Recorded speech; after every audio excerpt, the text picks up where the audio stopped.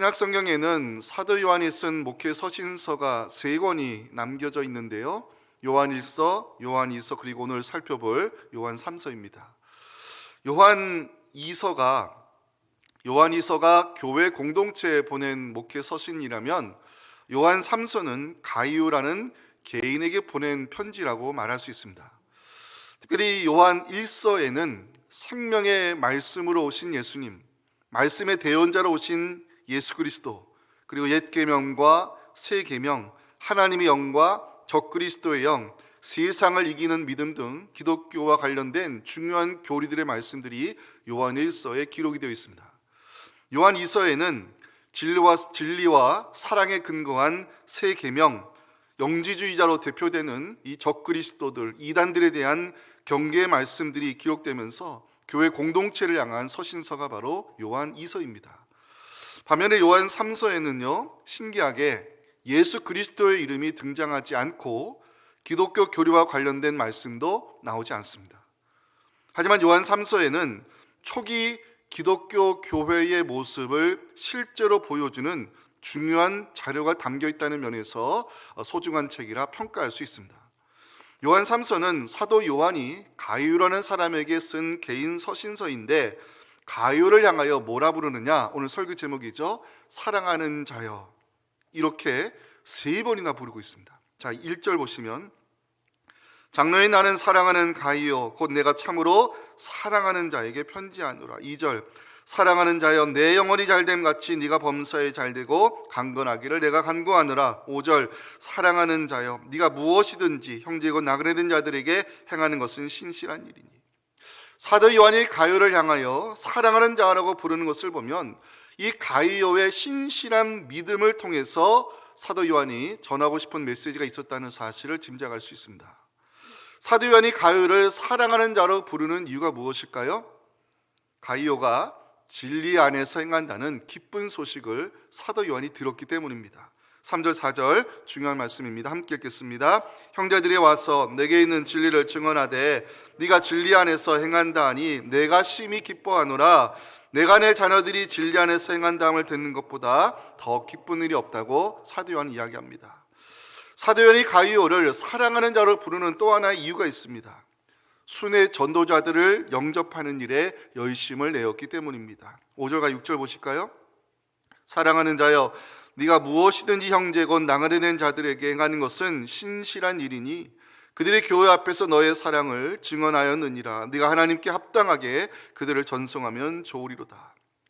순회 전도자들이 자신들을 파송한 교회로 돌아와서 가이오의 사랑과 섬김을 증언했을 때 사도 요한은 가이오를 사랑하는 자라고 부르면서 말씀으로 축복하는 모습이 본문에 담겨 있습니다. 순회 전도자들을 가이오가 열심을 다해 섬긴 이유가 무엇일까요? 그들은 주의 이름을 위하여 수고하는 형제들이고 그들의 필요를 채워줌으로 진리와 함께 일하는 자가 되고 싶었기 때문입니다. 우리 7절 8절도 중요한 말씀인데 함께 읽어볼까요? 시작. 이는 그들이 주의 이름을 위하여 나가서 이방인에게 아무것도 받지 아니함이라. 그러므로 우리가 이 같은 자들을 영접하는 것이 마땅하니 이는 우리로 진리를 위하여 함께 일하는 자가 되게 하려 함이라. 자, 반면에 요한 3서에는요 가이오와는 정반대되는 이미지의 인물도 등장합니다. 디오드레베, 이름도 좀 그렇잖아요. 디오드레베 이름도 그래요. 자, 디오드레베에 대한 안 좋은 평가가 9절과 10절에 기록이 되어 있습니다. 내가 두어 자를 교회에 썼으나 그들 중에 으뜸되기를 좋아하는 디오드레베가 우리를 맞아들이지 아니하니 그러므로 내가 가면 그 행한 일을 잊지 아니하리라. 그가 악한 말로 우리를 비방하고도 오히려 부족하여 형제들을 맞아들이지도 아니하고 맞아들이고자 하는 자를 금하여 교회에서 내쫓는도다. 사도 요한은 신실한 가이오와 으뜸되기를 좋아하는 디오드레베를 비교하면서 악한 것을 본받지 말고 선한 것을 본받으라고 11절 말씀으로 권면하고 있습니다. 사랑하는 자여 악한 것을 본받지 말고 선한 것을 본받으라. 선을 행한 자는 하나님께 속하고 악을 행하는 자는 하나님을 배웁지 못하였느니라. 마지막으로 요한 3서에 등장하는 수수께끼 같은 인물이 한 명 있습니다.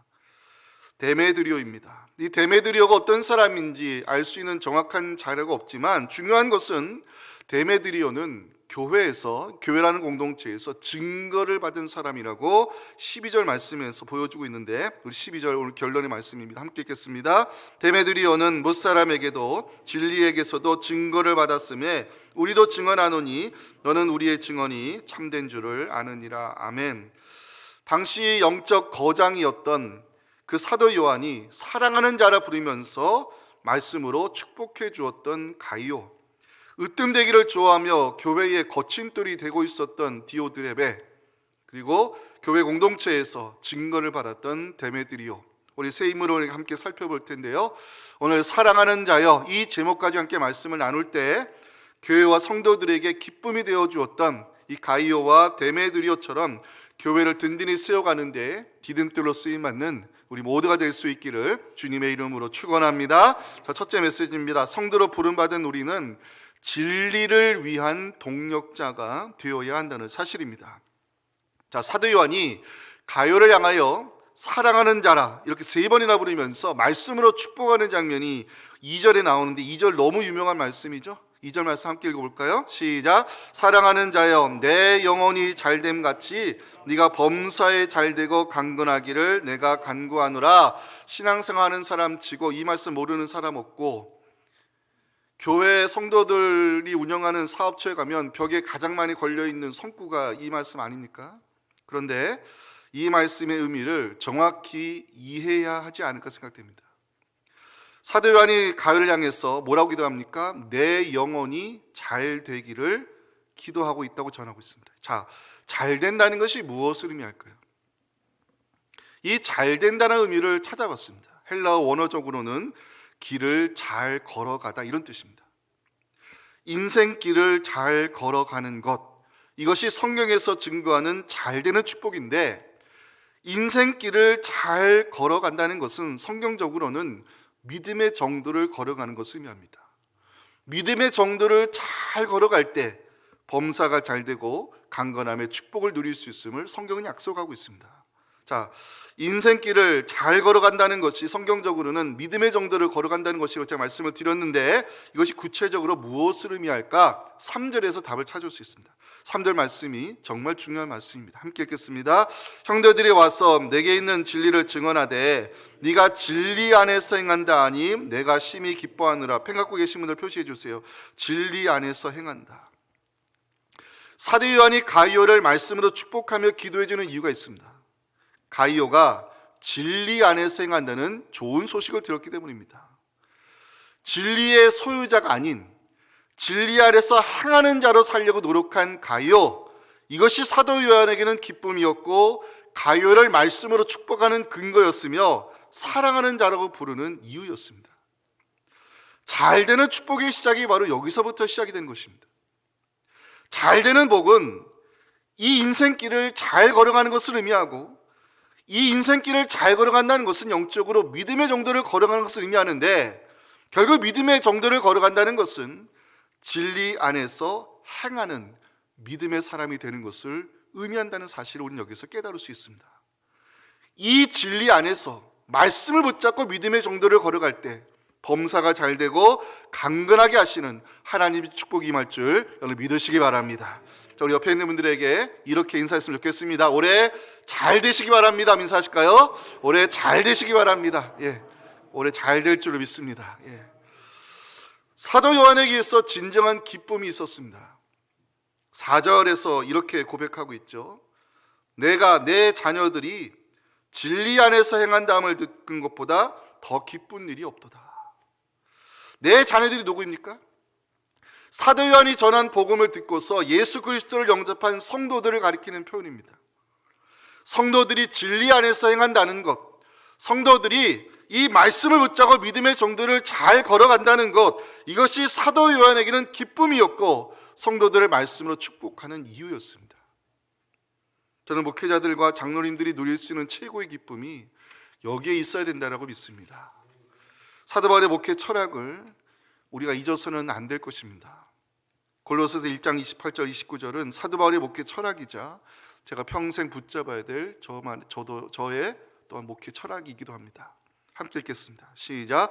우리가 그를 전파하여 각 사람을 권하고 모든 지혜로 각 사람을 가르침은 각 사람을 그리스도 안에서 완전한 자로 세우려 함이니 이를 위하여 나도 내 속에서 능력으로 역사하시는 이의 역사를 따라 힘을 다하여 수고하노라. 아멘. 신약 성경의 자료에 의하면 초대교회가 공동체 생활을 했다는데 예산 규모가 얼마였는지, 고린도 교회가, 데살로니가 교회가, 에베소 교회가 잘 됐다고 하는데 얼마나 성도들이 모여 있었는지 숫자가 등장하지 않습니다. 사도 바울의 목회 철학에 의하면 교회 규모가 중요한 것이 아니라 성도 한 사람 한 사람을 진리의 말씀 위에 바로 세워주는 것, 그리스도 안에서 믿음의 사람으로 세워가는 것, 이것이 사도들의 목회 철학이었다는 것입니다. 사도 요한이 기뻐하는 이유가 여기에 있습니다. 자신이 전한 복음을 듣고 예수 그리스도를 믿게 된 가이오가 진리 안에서 행한다는 소식을 들었습니다. 말씀대로 살려고 노력한다는 소식을 들었습니다. 사도 요한은요 15절밖에 안 되는 이 짧은 요한 3서 안에 진리란 단어를 무려 6번이나 사용하면서 진리 안에서 행하는 가이오를 기뻐하고 있습니다. 진리 안에서 행한다는 것이 무엇을 의미하는지 구체적으로 살펴보기 원합니다.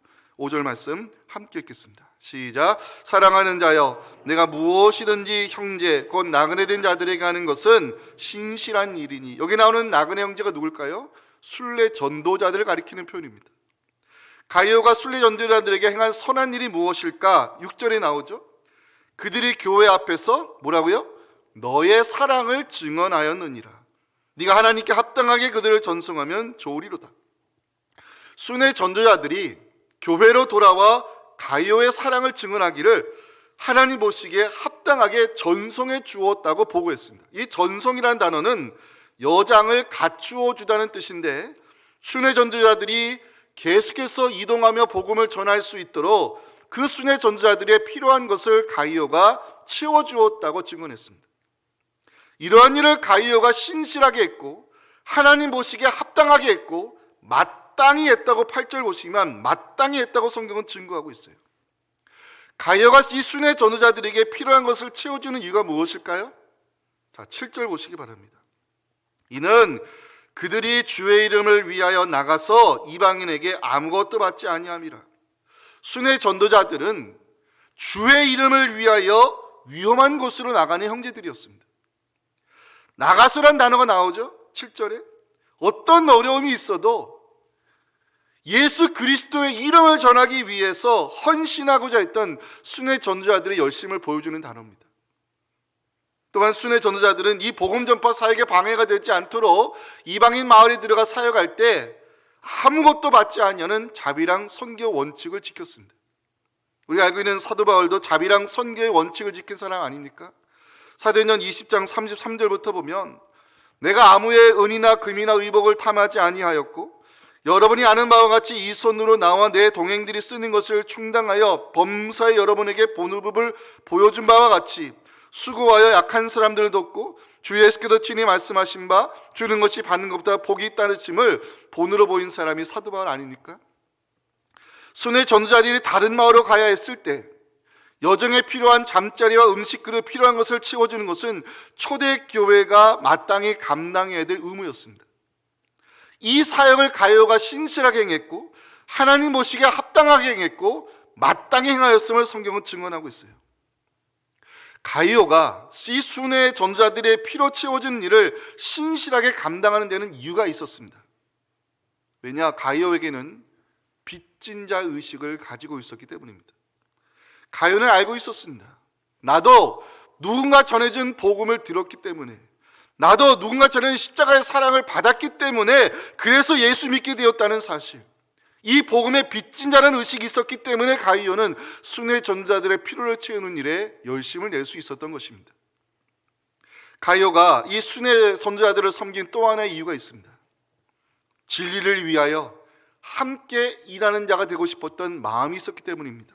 저는 8절 말씀이 참 은혜가 됐습니다. 함께 읽어볼까요? 그러므로 우리가 이 같은 자들을 영접하는 것이 마땅하니 이는 우리로 진리를 위하여 함께 일하는 자가 되게 하려 함이라. 표시해 주면 좋겠습니다. 진리를 위하여 함께 일하는 자, 이게 가이오의 마음이었습니다. 진리를 위하여 함께 일하는 자, 이 말씀을 묵상하면서 저는 중요한 사실을 깨닫게 됐습니다. 우리는 복음의 빚진 자 의식을 가지고 진리를 위하여 함께 일하는 동력자가 되어야 한다는 사실입니다. 프랑스 신문사에서 일하는 샤를이라는 사람이 크리스찬이었던 것을 알고 있는데 무슬림들에게 테러를 당해서 목숨을 잃었습니다. 이 소식을 들은 많은 파리의 시민들이 피켓을 들고 거리를 행진했습니다. 그리고 그 피켓에는 이렇게 써 있었다고 합니다. 내가 샤를이다. 일본인 기자 겐지가 IS에 의해서 죽임을 당했을 때 많은 일본 시민들이 역시 똑같이 피켓을 들고 도쿄 거리를 행진했습니다. 그때 사람들이 들었던 피켓에는 이런 글이 써 있다고 합니다. 내가 겐지다. 가이어가 순회 전도자들의 피로 채워주는 일을 마땅히 한 것은 나는 진리를 위하여 함께 일하는 동력자 의식을 가지고 있었기 때문입니다.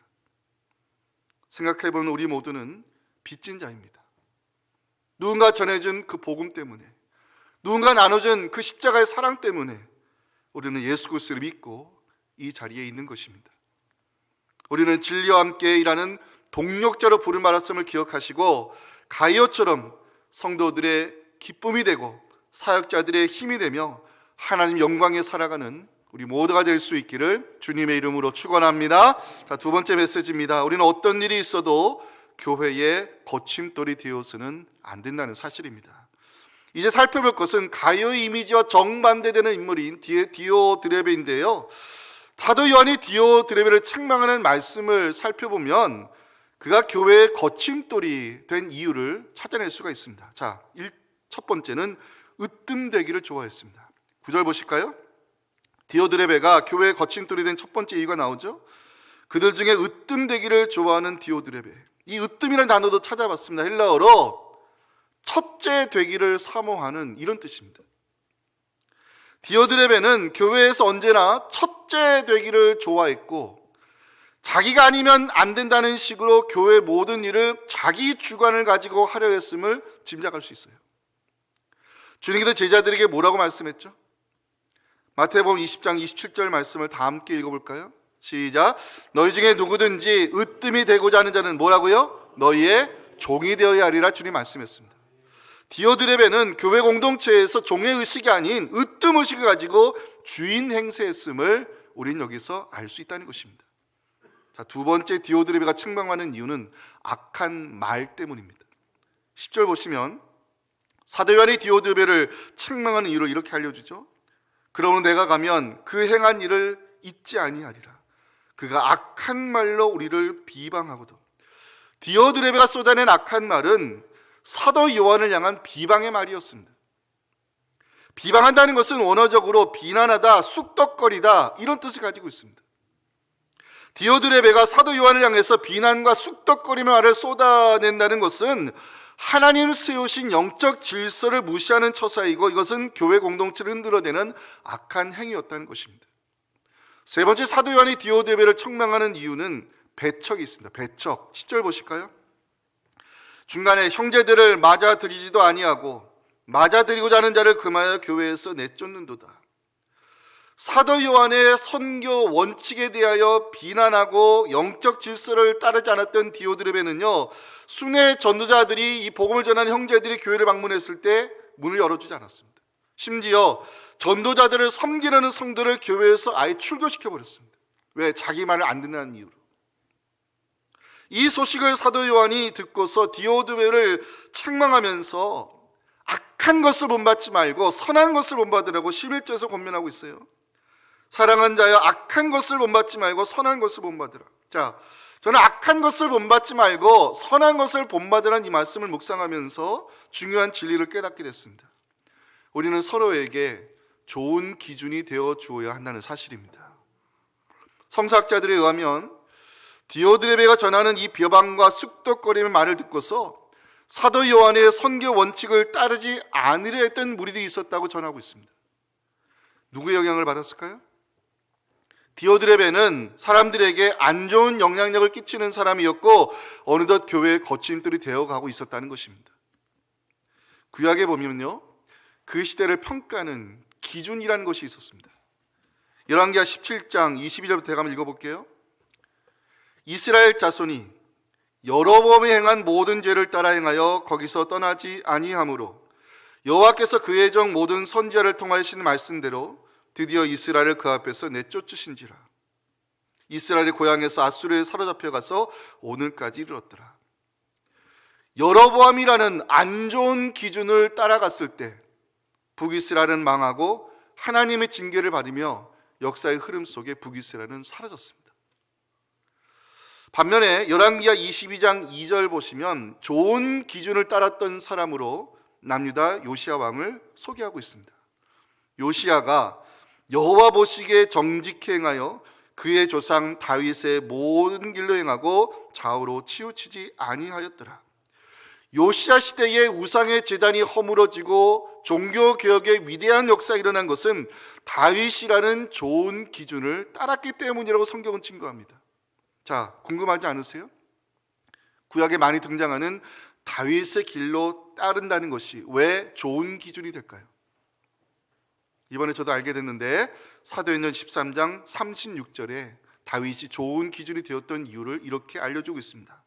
다윗은 당시에 하나님의 뜻을 따라 섬기던 사람이었기 때문입니다. 이스라엘 역사를 보면 북이스라엘 왕들은 여로보암이라는 안 좋은 기준을 따르다가 나라가 망했고, 남유다 왕들 가운데에는 하나님의 뜻을 따르고자 했던 다윗을 기준 삼아 위대한 역사를 그 시대에 만들어낸 왕들이 있습니다. 여러분, 오늘 본문 11절 다시 보실까요? 사랑하는 자여, 악한 것을 본받지 말고 선한 것을 본받으라고 말씀합니다. 우리는 서로에게 좋은 기준이 되어줘야 되고, 우리는 서로에게 좋은 영향력을 끼쳐야 좋은 믿음의 공동체를 세워갈 수 있음을 성경은 강조하고 있습니다. 여러분, 이 시간 잠깐 생각해 보시기 바랍니다. 우리 교회 50년이 넘는 역사 가운데 정말 언제 봐도 본이 되고 언제 봐도 은혜가 되는 정말 교회의 기둥 같은 역할을 했던 분들을 한번 떠올려 보시기 바랍니다. 분명히 있습니다. 우리에게 55년 역사 가운데 정말 성도들에게 본이 되고 은혜가 됐던 분들이 있습니다. 그분들은 왜 우리에게 은혜가 되고 따르고 싶은 본이 되었을까? 우리는 그 답을 알고 있습니다. 이제 또 한번 생각해 봅니다. 지금 나는 교회 성도들에게 어떤 이미지로 비춰지고 있을까 생각해 보시기 바랍니다. 지금 나는 성도들에게 어떤 영향을 끼치고 어떤 기준이 되어가고 있는지 생각해 볼 필요가 있다는 것입니다. 성도로 부름받은 우리는 교회의 거침돌이 돼서는 안 되고 서로에게 좋은 기준이 되어주고 선한 영향을 끼침으로 우리가 섬기는 이 대치동 교회가 하나님 기뻐하는 교회로 든든히 세워갈 수 있기를 간절히 소망합니다. 자, 마지막 메시지입니다. 이게 결론입니다. 우리는 교회 역사 가운데 증거를 받는 사람으로 남아야 한다는 사실입니다. 12절 말씀을 다 함께 읽겠습니다. 시작. 데메드리오는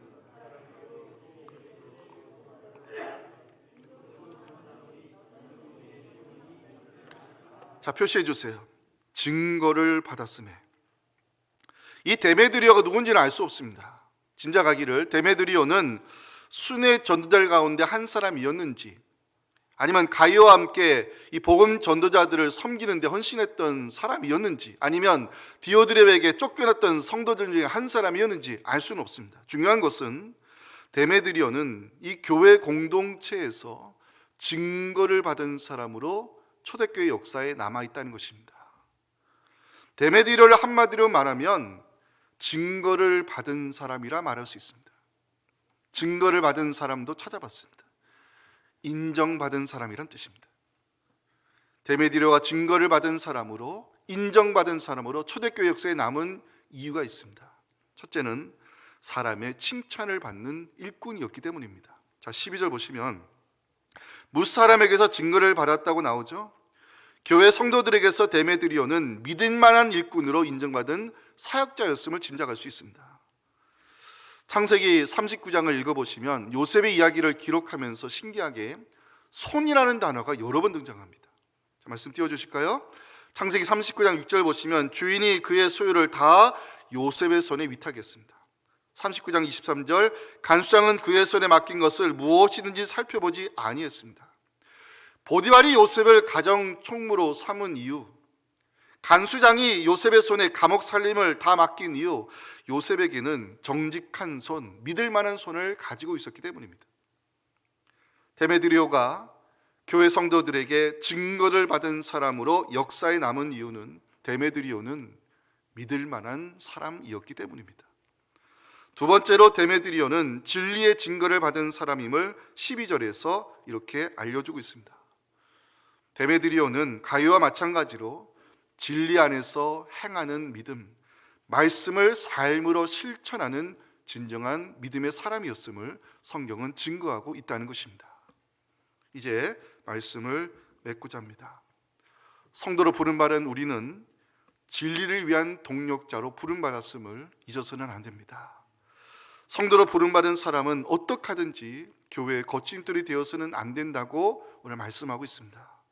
가이어와 이 데메드리오처럼 하나님께는 영광을, 성도들에게는 기쁨을, 교회 공동체는 덕을 세우는 좋은 일꾼 되어서 우리 대치동교회 역사에 거룩한 증거, 선한 증거를 남기는 우리 모두가 될 수 있기를 주님의 이름으로 축원합니다. 우리 같이 말씀을 생각하며 함께 기도했으면 좋겠습니다.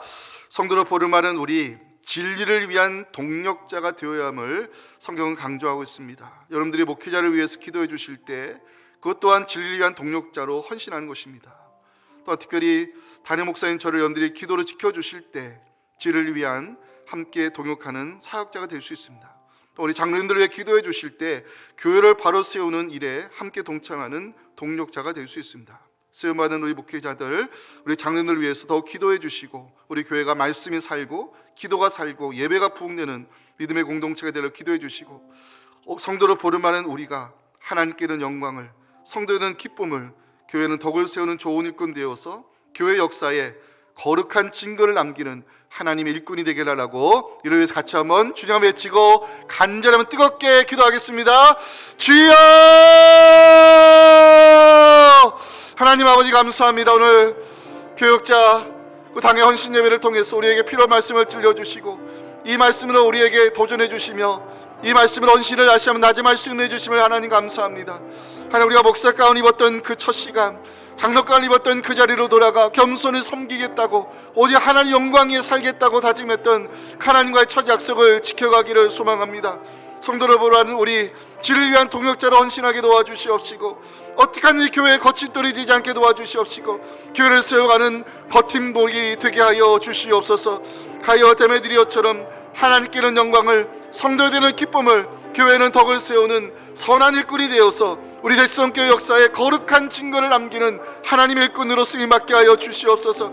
하나님께 우리에게 맡겨주신 이 귀한 성도님들을 말씀으로 기도로 잘 섬기게 도와주시옵시고 저들 하나님 앞에 각 사람 한 사람을 진리의 말씀을 세우는데 헌신하는 목회자들 되어서 하나님 우리 교회가 말씀이 살고 기도가 살고 예배가 살아나는 믿음의 공동체 되게 하여 주시옵소서. 그러나 이 교회에서 하나님을 섬기는 것이 우리의 자랑이 되게 도와주시옵시고 교회 역사에 거룩한 증거를 남기는 하나님의 사역자들로 우리 모두를 사용하여 주시옵소서.